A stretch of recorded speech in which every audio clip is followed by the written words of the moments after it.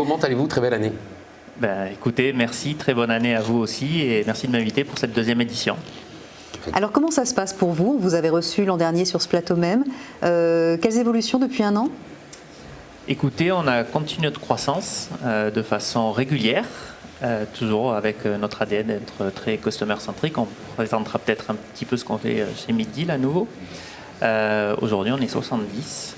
On a développé notre filiale à Barcelone. Vous étiez combien l'an dernier? Un peu moins de 45. Voilà. On a aussi eu un label BPI Excellence. On en est plutôt fiers, sans avoir levé de fonds. Et bien accompagné par BPI en région. On a été accéléré par BPI aussi, donc voilà, plein de bonnes choses. Alors rappelez-nous en deux mots un peu ce qu'est Middeal, et puis après vous nous parlerez aussi de votre implantation sur Barcelone dont vous nous parliez déjà il y a un an. Mais ce coup-ci c'est fait. Voilà. Pour faire très simple, Middeal, c'est un petit peu toujours ce qu'on répète, mais c'est parti d'un constat très simple, c'est de se dire que le consommateur ne veut pas donner ses coordonnées personnelles sur le web, plus particulièrement lorsqu'il achète un véhicule, puisque c'est notre cœur de métier, nous, aujourd'hui. Et pour répondre à tous ces internautes, on propose des solutions de chat, de vidéo live. On a aujourd'hui en plus des studios vidéo live. On a 750 mètres carrés de studios vidéo à Rivesaltes. Et on va s'agrandir d'ailleurs dans des locaux intramuros à Rivesaltes. On est bien accompagné par la mairie et par la région à ce titre-là. Donc voilà, notre métier, c'est de répondre à des internautes. En quoi ces solutions permettent aux utilisateurs de garder leurs données secrètes? Toute la problématique est d'arriver à offrir une expérience à un internaute sur un support digital. Et à partir du moment où on commence à vous renseigner sans que vous ayez donné vos coordonnées personnelles, vous êtes satisfait en tant qu'internaute. Pour vous remettre dans votre parcours client, c'est que si vous arrivez sur un formulaire dans lequel on vous demande votre nom, votre prénom, votre mail, votre numéro de téléphone, avant de vous avoir donné quelques informations qui sont très importantes pour vous, en général vous fuyez parce que l'expérience que vous allez vivre, c'est celle d'un call center, du surharcèlement. Il y a toute la notion de RGPD aussi qui est venue renforcer tout ça. Alors que si avant de vous traquer vos données personnelles sur un chat, je vous informe, je vous réponds si vous avez des interrogations, notamment sur de l'électrique. Voilà, tout ça c'est intéressant. Quelles sont vos perspectives? Donc vous êtes à Barcelone déjà, c'est déjà une étape supplémentaire. Oui. Pourquoi Barcelone? Barcelone, tout simplement, la proximité géographique. Culturellement aussi, on est assez proche.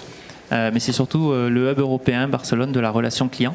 Dans notre métier, on a beaucoup d'aspects de relation client puisque les experts qui interagissent sont nos collaborateurs et ce sont des humains. On nous pose souvent la question, est-ce que ce sont des bots? Non, ce sont des humains. Ce sont de vrais experts de la relation client.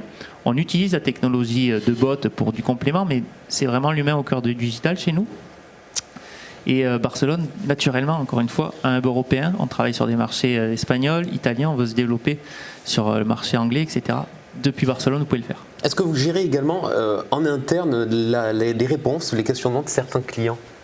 C'est-à-dire, est-ce que des entreprises qui utilisent vos solutions vous délèguent, vous sous-traitent également de répondre à leurs clients? Alors oui, il faut le préciser, effectivement, nous on travaille 100% en marque blanche. Ça veut dire que si vous allez sur le site d'un constructeur, bien souvent vous allez penser parler au constructeur ou à ses équipes, mais vous nous parlez. Voilà. Est-ce que ces solutions, vous avez quantifié, est-ce que ça rapporte, est-ce que c'est intéressant pour une entreprise de faire appel à Middeal plutôt que d'avoir toutes ces personnes en interne, de les former et donc d'avoir son propre personnel qui est formé? Alors oui, ça répond à un vrai besoin dans la mesure où ça nécessite une forte expertise et toute une chaîne de valeur que nous on est capable d'adresser. On dit de nous qu'on est un prestataire end-to-end, donc on va de bout en bout, on est capable de faire du marketing, du développement informatique, de la relation client, 7 jours sur 7, 7h minuit, d'avoir des studios vidéo live, d'avoir des experts produits. Donc tout ça en fait c'est un parcours client qui est de la data aussi, qui répond en fait à une problématique qu'un industriel n'est pas capable d'adresser. Dans vos studios, concrètement, vous filmez les voitures, comment ça se passe? C'est une expérience qui est individualisée chez nous.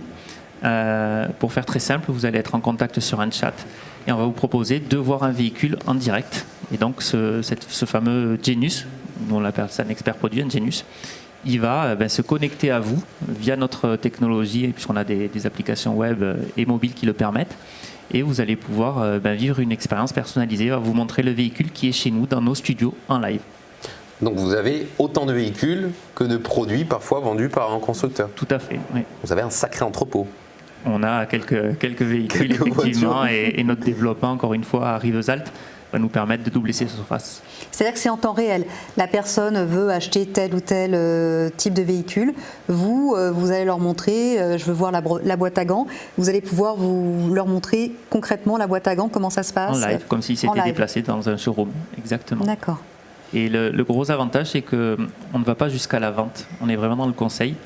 On peut les citer très certainement parce que c'est même plus une marque, c'est une institution. Mais lorsque vous allez chez Apple, on ne va pas vous vendre du Apple. On va vous présenter du Apple. Et nous, on a vraiment cette notion d'accompagnement et pas de vente. C'est ce qui est demandé aujourd'hui par les consommateurs. Et pourquoi pour les voitures, c'est aussi apprécié ? Ça répond à trois problématiques en fait. La première, c'est qu'il faut un produit à forte valeur ajoutée. Dans la mesure où c'est de l'humain. 7 jours sur 7, 7 heures minuit. Il faut de la valeur ajoutée pour pouvoir offrir des prestations qui soient à la hauteur, il faut qu'il y ait de la marge. La deuxième, c'est que ce sont des produits technologiques. Donc il y a beaucoup d'interrogations. Et la dernière chose, c'est qu'il y a une vraie bascule qui se fait sur l'électrification du marché automobile et sur des solutions de mobilité au sens large. Et ça interroge beaucoup les consommateurs et les marques ont besoin de répondre à ces internautes.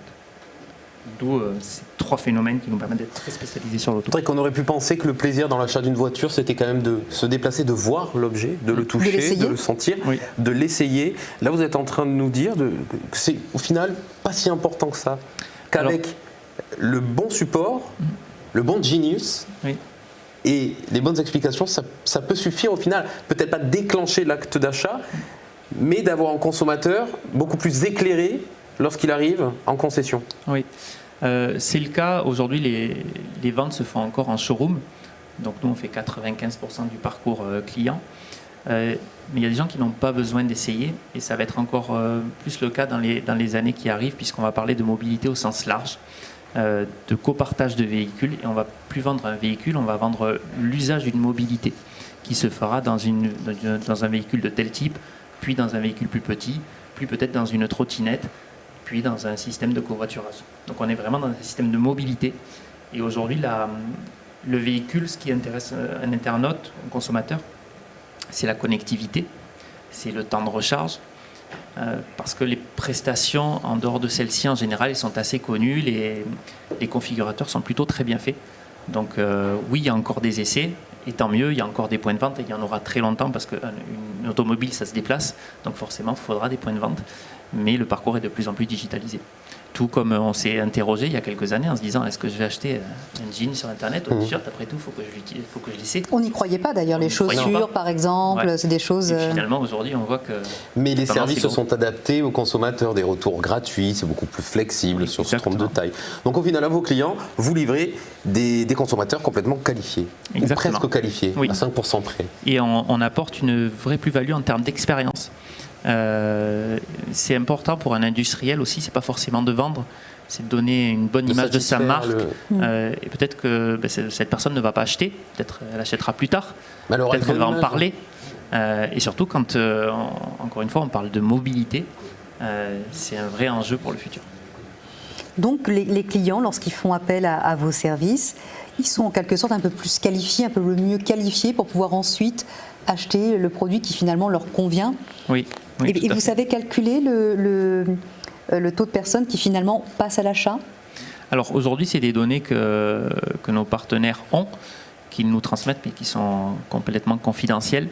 Ce qui est certain, c'est qu'entre un contact, ce qu'on peut appeler un contact froid, et ce genre de contact qui, au bout du compte, on fait, vous pouvez imaginer du chat pendant le jeudi, admettons, ils sont venus le samedi, ensuite ils ont fait une expérience vidéo, etc. Oui, les chiffres sont complètement dingues, mais c'est 50-60 fois plus élevé qu'un contact froid. Oui. D'attirer le lead, ça reste à la charge de votre client. C'est-à-dire faire venir l'utilisateur jusqu'à son site, c'est à la charge du client. Alors, vous récupérez le lead une fois qu'il est sur le site. On a deux approches. La première, en 100% en marque blanche. Donc effectivement, pour faire simple, vous arrivez sur le site d'un constructeur. On est là en marque blanche, c'est le flux qui arrive sur le site web. Et c'est le constructeur qui a fait du SEO, qui a fait du Google AdWords et qui a fait arriver l'utilisateur jusqu'à que vous le récupériez. Oui.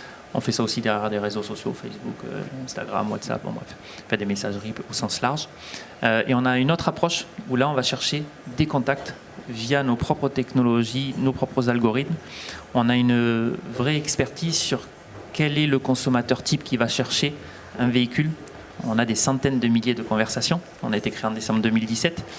On est 70 avec les 2/3 des agents qui sont des experts omnicanal de la relation client. Donc, vous imaginez qu'il y a beaucoup de chats, il y a beaucoup de leads. Et aujourd'hui, on est capable, via nos algorithmes, de déterminer quels sont les profils les plus intéressants qui sont à même d'acheter un véhicule et d'aller les cibler sur un réseau social et de leur proposer d'entrer en contact avec une marque. Donc, on a les deux approches.